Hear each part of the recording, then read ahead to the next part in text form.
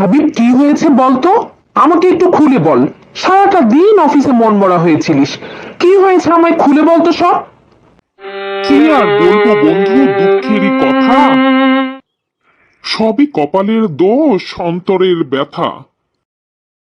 ওই যে তোর বউ একটা পাঁচমিশালি কার্টুন নামে একটা বাংলা কার্টুনের চ্যানেল খুলেছে না, ওই চ্যানেলের ভাই সাবস্ক্রাইবার বাড়াতে না পারলে সে আমার সাথে 1 মাস কথা বলবে না। তুই তো জানিস আমার বউ তোর বউয়ের ভীষণ ভক্ত, সে যা বলবে তাই হবে।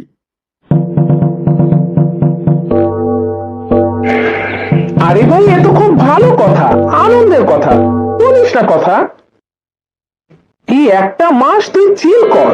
খাবি, দাবি, ঘুরবি, বেড়াবি, ফুর্তি করবি। এতে মন খারাপ করে থাকার কি হলো? আমি তো ভাই বুঝলাম না। এই একটা মাসে খুব একটা সাবস্ক্রাইবার বাড়াতে পারিনি, কিন্তু যাই হোক, আমিও যে খুব একটা পাত্তা দিয়েছি তাও নয়। আমি একটু চিলমুডেই ছিলাম, খেয়েছি দিয়েছি, ঘুরেছি বেরিয়েছি, কিন্তু কি বলবো বল, আজই তার শেষ দিন। এ, এই জন্য তুই মন মরা হয়ে আছিস? আরে বাদ দে তো ভাই। আমাকেও সে কম কথা বলে নাকি? আমি কি সব পাত্তা দিই? এক কানে শুনি তো আরেক কান দিয়ে বের করে দিই। পটল দেখো, এত সাত করে একটা চ্যানেল খুলেছি। এটার যদি সাবস্ক্রাইবার বাড়াতে না পারো, ভিউজ বাড়াতে না পারো, লাইক কমেন্ট বাড়াতে না পারো, তবে কিন্তু বাপু আমি তোমার সাথে সংসার করব না। সাফ সাফ আমি বলে দিচ্ছি। ও বাবা, তুমি আবার এসব কি বলছো? আমি তো চেষ্টা করছি, একটু তো সময় দাও। না বাবা না, এত ধৈর্য আমার নেই, এত সময় আমি দিতে পারবো না। সাফ সাফ কথা, মার্কেটিংটা একটু ভালোভাবে করো। বুঝলেন তো বন্ধুরা, এবার আপনারাই ডিসিশন নিন কি করবেন। দেখো বন্ধুরা, তোমরা ভালোই ভালো চ্যানেলটা সাবস্ক্রাইব করে ফেলো তো, একটু লাইক কমেন্ট শেয়ার করে দাও। না হলে কিন্তু পটল বৌমনি যেই রকম মন খারাপ করছে, আমার বেল মাথাটা কিন্তু তোমার গালে ঘষে দেব, বুঝলে? সবাই বলে আমাকে তোমরা সবাই পছন্দ করো, তাহলে যদি পছন্দই করো তাহলে আমাকে দেখো না কেন? চ্যানেলটা যদি সাবস্ক্রাইব করো তাহলে তো আমাকে সব সময় তোমরা দেখতে পাবে। আমি নতুন নতুন গল্প নিয়ে তোমাদের মাঝখানে হাজির হব, আর তোমরা অনেক অনেক হাসতে পারবে। কি হাসতে চাও না বুঝি? সংসারের সমস্ত কাজ শেষ করে, রান্না বান্না শেষ করে, হাজবেন্ডকে অফিসে পাঠিয়ে তবে একটু ভিডিওতে মন দেই, এই কার্টুনের গল্পে মন দেই, স্ক্রিপ্ট লেখায় মন দেই। তোমরা যদি একটু হেল্প না করো তবে কেমন করে হয় বলো তো? একটু লাইক কমেন্ট শেয়ার করে দাও না ফ্রেন্ডরা। তোমরা যদি একটু সাবস্ক্রাইব করে পাশে থাকো তবেই না চ্যানেলটা বড় হবে। কি থাকবে তো পাশে? এই চ্যানেলটা যদি বড় না হয় তবে কিন্তু আমি হদলকে আবারও ন্যাড়াবেল করে দেব, বলে দিচ্ছি। তোমরা সবাই আমার বৌমার চ্যানেলটা সাবস্ক্রাইব করে দিও তো। কি ছোট ভাই, ভালো আছো? আলহামদুলিল্লাহ ভাই, আমি অনেক ভালো আছি। ওই যে মোড় আছে না, ওই মোড়ের ওখানে বাজারে নতুন একটা দোকান দিয়েছি। ওই দোকানে আমি দুধ বিক্রি করি, আসবেন ভাই, দুধ কিনবেন, একদম খাঁটি দুধ, কোনো ভেজাল নাই। দোকানে যে আসে তাকেই আমি আমাদের পাঁচমিশালি কার্টুনের কথা বলি, চ্যানেলটাকে সাবস্ক্রাইব করার কথা বলি, বুঝলেন ভাই? ইনশাল্লাহ সব ঠিক হয়ে যাবে, একটু তো সময় দেন। তোমার কথাই যেন ঠিক হয় হদল। যারা প্রথম থেকে আমাদের সাথে থাকবে তাদের কথা আমরা সব সময় মনে রাখবো।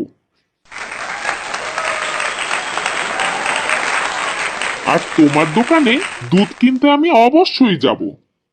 ঠিক আছে, ভালো থেকো ভাই। ধন্যবাদ ভাই, আসি তাহলে, আসসালামু আলাইকুম। হদল, তুমি দোকানে কাজ করছো? বাহ বাহ, বেশ বেশ, ভীষণ খুশি হলাম। ভাই আমি এই দোকানে একটা স্টল নিয়ে বসেছি, সেই স্টলে শুধু আমার দুধ থাকে। দুধের বোতল বিক্রি করি, খাঁটি দুধ ভাই।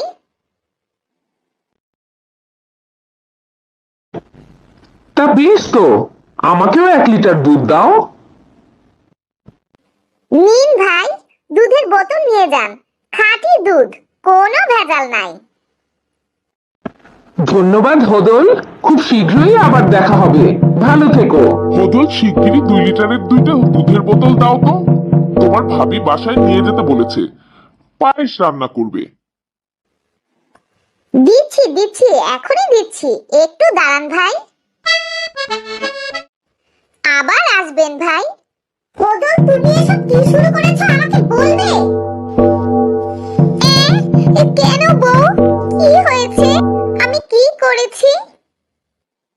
পাড়ার লোকজন মিলে সবাই তোমাকে এখন মারতে আসছে। তুমি নাকি দুধের বোতলে দুধের পরিবর্তে শুধু পানি দিয়ে রেখেছো। হ্যাঁ, আচ্ছা বউ, আমি বলছি, থামো থামো। বাজারে প্রত্যেকটা দোকানে যারা দুধ বিক্রি করে সবাই দুধের সাথে পানি মেশায়। আমি লক্ষ্য করে দেখলাম এতে মানুষের অনেক বেশি খারাপ হয়, পেট খারাপ হয়, নানান ধরনের অসুখ বিসুখ হয়। তো আমি কি করেছি? আমি তো একদম বিশুদ্ধ পানি দিয়েছি, দুধটা শুধু মেশাইনি। একটা গরু কিনে গরুকে খাইয়ে দাইয়ে তারপর গরুর দুধ বিক্রি করা, এটা কি কম খরচ বলো? অত টাকা আমি কোথায় পাবো? ও আল্লাহ, আমি কি করি এই লোককে নিয়ে? এই জন্য কি তুমি পানিকে দুধ বলে বিক্রি করবে? আরে অন্যদের মতো তো আমি দুধের ভেতর পানি বা পানির ভেতর দুধ বা অন্য কোনো ভেজাল মিশাইনি। হয়েছে হয়েছে, মানুষকে কি বোঝানো তুমি বুঝ দিও, আর ব্যবসা তোমার দ্বারা নয়, বসে বসে শ্বশুরেরটাই খেও। দোস্ত, হদলের ব্যাপার স্যাপার তো বুঝলি, ওর শাস্তি কি হতে পারে বলতো? এই বোকা ছেলেটাকে আমরা কি করে মানুষ বানাবো বলতো? আমার মাথায় কিন্তু একটা দারুণ বুদ্ধি এসেছে, ওকে ভূতের ভয় দেখানো যাক, কি বলিস? ও বাবা, বলিস কি? ভূতের ভয়ে আবার হার্ট অ্যাটাক করে না বসে, বোকা ভূত তুমি একটা। আরে না না, তুই টেনশন নিস না তো, দেখ না কি করি। আচ্ছা আচ্ছা, দেখিস আবার বাড়াবাড়ি কিছু না হয়। ওর বোকামির খেসারত তো ও কম দেয় না। হদল, এই হদল, দুধ বিক্রি করবে? আমি দুধ নিব। ও বাবা, কাউকে তো দেখতে পাচ্ছি না। কে তুমি? কে কথা বলছো? আমি প্রেতাত্মা হদল, 200 বছর আগে মরে গিয়েছি। ভীষণ ক্ষুধা পেয়েছে, ভীষণ খাঁটি দুধ খেতে ইচ্ছে করছে। দাও না হদল, খাঁটি দুধ খাবো। তুমি নাকি বাজারে খাঁটি দুধ বিক্রি করো, দাও না হদল। আমি আর খাঁটি দুধ বিক্রি করব না। আমি মাপ চাচ্ছি, আমায় ক্ষমা করে দাও, আমায় ক্ষমা করে দাও। প্রেতাত্মা, আমি তোমায় কথা দিচ্ছি, আমি আর কিচ্ছুটি ভুল করব না, একদম ঠিকভাবে চলবো, আমায় ক্ষমা করে দাও। আচ্ছা বাবা, আচ্ছা, যাচ্ছি চলে।